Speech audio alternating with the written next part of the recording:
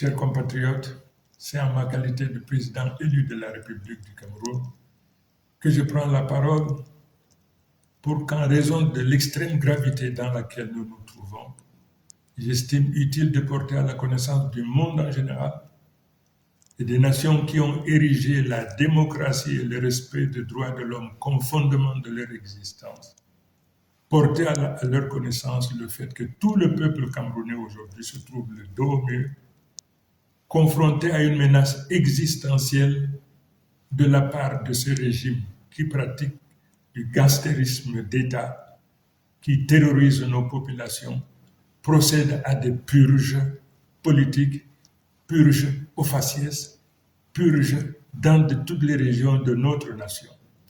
Une situation inacceptable, intolérable, dès lors qu'en dehors de toute procédure judiciaire, des dizaines, des centaines, des milliers de Camerounais sont arrêtés, incarcérés, persécutés.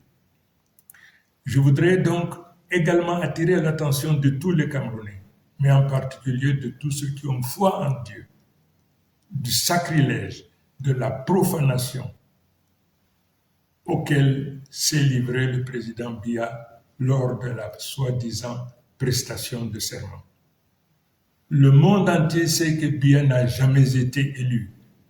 La nation camerounaise dans son ensemble sait que Biya n'a jamais été élu.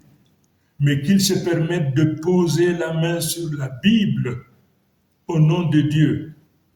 Il apparaît donc aujourd'hui à tout le monde que pour M. Biya, Dieu n'est qu'un instrument qui lui permet donc de réaliser ses basses besognes. Je voudrais donc dire à ce régime qui pratique du gangstérisme d'État, qui se livre à du terrorisme d'État, qui arrête à tour de bras, qui procède à des purges ethniques, des purges au faciès sur l'ensemble du territoire.